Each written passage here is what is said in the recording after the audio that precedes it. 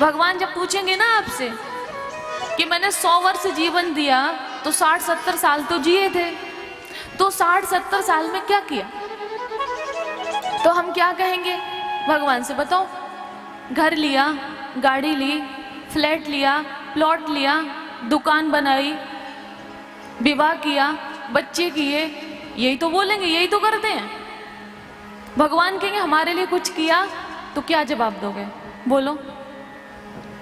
बोलो कि प्रभु हमारे साथ चलो, बैंक में 10 लाख रुपए पड़े या 50 लाख पड़े हुए, हमारे साथ चलो। भगवान से इतना ही कह सकते हो, उससे ज्यादा नहीं। या फिर चलो एक प्लॉट आपके नाम कर देंगे, तो भगवान क्या गले से लगाएंगे? तो डंडे लगाएंगे। भगवान क्या गले से लगाएंगे? क्योंकि भगवान कहेंगे कि ना हमको तो राधा नाम प्रिय है ना, बिना राधा की तो वो इस दुनिया यहाँ पे अपने वृंदावन में भी नहीं आए। वसुदेव ग्रहे साक्षात भगवान पुरुषा परा जनसते तत्प्रियार्थम संभवन्तु सुरस्त्रिया। भगवान ने कहा कि मैं आऊंगा। जब इस धरती पे पाप बढ़ गया तो धरती मैया ने गौ माता का रूप बनाया। ध्यान से सुनिएगा।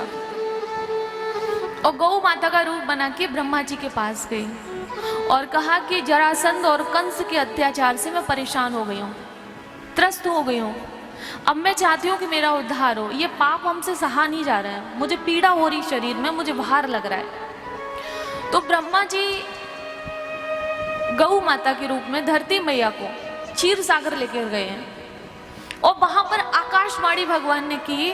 तो भगवान ने कहा कि बहुत जल्दी इस धरती का भार हल्का करने के लिए मैं वसुदेव के घर में अवतार लेने वाला हूं। देवकी मैया का 8वां बालक बन के मैं उत्पन्न होऊंगा, ये कहा। लेकिन अकेले नहीं आऊंगा, जनसते तत्प्रियार्थम। स्पष्ट नाम नहीं आया, लेकिन इनडायरेक्ट में भगवान ने कह दिया कि मैं अपनी प्रिया राधिका के साथ आऊंगा, अकेले नहीं आऊंगा। और भगवान के आने से पहले राधा जी का जन्म हुआ है। राधा जी 11 महीने भगवान से बड़ी हैं। तो मैंने ये बात क्यों कही? इसलिए कही कि भगवान को ये कागज के नोट प्रिय नहीं है, भगवान को राधा नाम प्रिय है। तो इसलिए सबकी जुबान पे राधा नाम होना चाहिए। और इसीलिए संत जन कहते हैं कि हमारो धन राधा, श्री राधा, श्री राधा। कहने को वृंदावन है, लेकिन वृंदावन में कोई कृष्ण कृष्ण नहीं कहता, सब राधे राधे बोलते हैं, क्योंकि कृष्ण भगवान को इस नाम से प्रेम है। इसलिए कोई कृष्ण कृष्ण नहीं कहता, राधे राधे कहते हैं। तो आप सब भी एक ब्रज का हिस्सा आप भी हो। आप, मुझे तो नहीं लगता है कि ब्रज से बाहर हो, ब्रज का हिस्सा हो।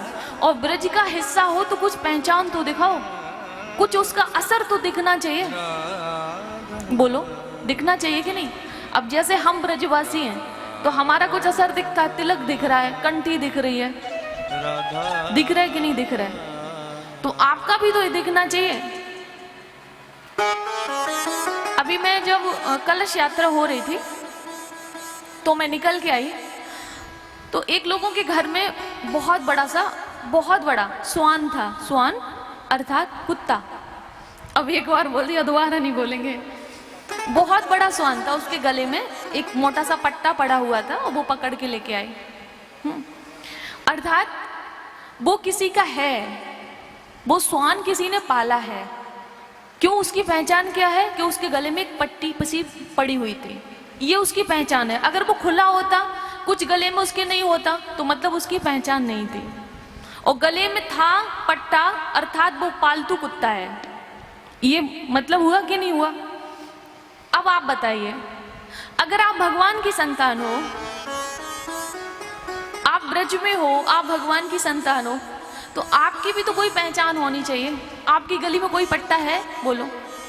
आपके गले में कंठी है, आपके मस्तक पे तिलक है, बोलो। तो आपकी पहचान क्या है?